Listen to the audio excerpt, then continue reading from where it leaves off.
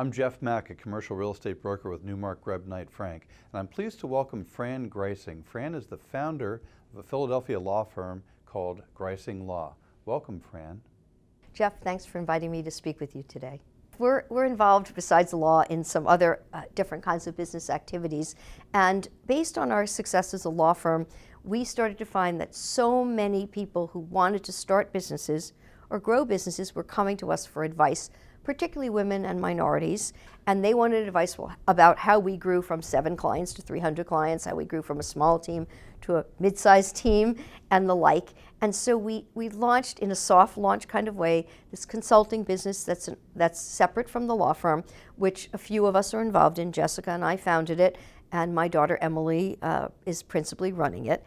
Essentially what our business does is help people start and grow businesses. And we thought that our principal client base would be women, but the fact of the matter is that we have actually been approached by a lot of men for our services. And the services vary widely depending on what the prospect or potential client needs, but principally we are helping people put systems in place to establish and grow their business. We do a lot of work in the branding, marketing, social media space for small businesses or emerging businesses. And for one of our potential clients, we've just been asked to do a proposal on teaching that small law firm how to build its business. So it's quite a wide array of people who are approaching us, and we're finding that the client base is broader than we anticipated.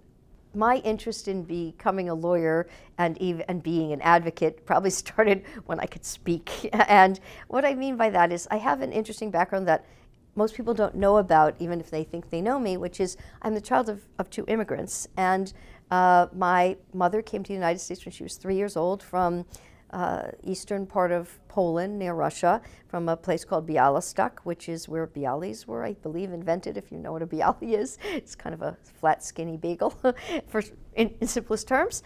And my father was from a more remote location, but in that part of Poland as well. And he didn't come to the United States till after World War II. He was a Holocaust survivor. Both of my parents are gone now. And so both of my parents were immigrants. My father was a Holocaust survivor.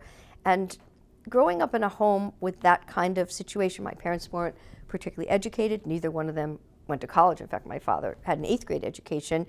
We really learned a lot from them about fairness and justice. So it's probably not a coincidence that my only sibling, my brother, is a lawyer in New York and a criminal defense lawyer at that. But I was always, apparently I'm told, I was told from my father all the time that I was always, advancing arguments in favor of whatever I thought was right or wrong. And my father nicknamed me the judge when I was probably 5 years old, even though I'm not a judge, obviously, but he nicknamed me the judge when I was 5 years old. So I decided I was going to law school when I was about 8 or 9 years old. And some of that is because my family labeled me the judge and clearly thought that's what I should do.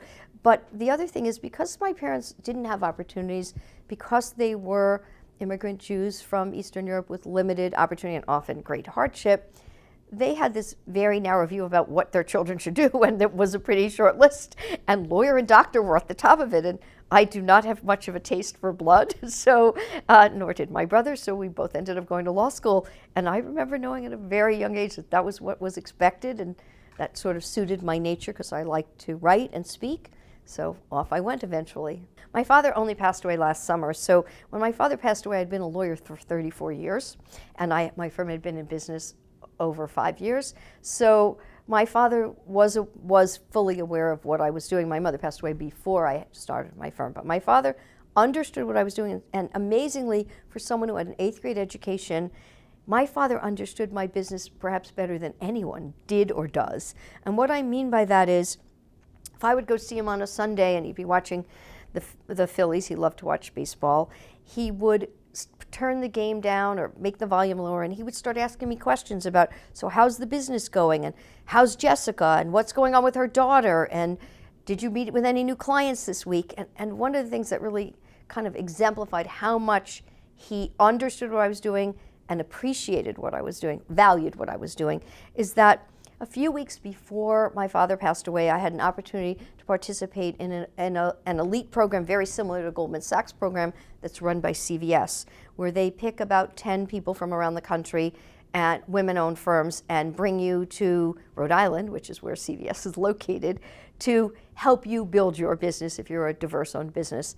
And my father wasn't doing all that well at the time I got the invitation to do the program, but when my father passed away, I found a little piece of paper on his night table on which he had written CVS-Rhode Island.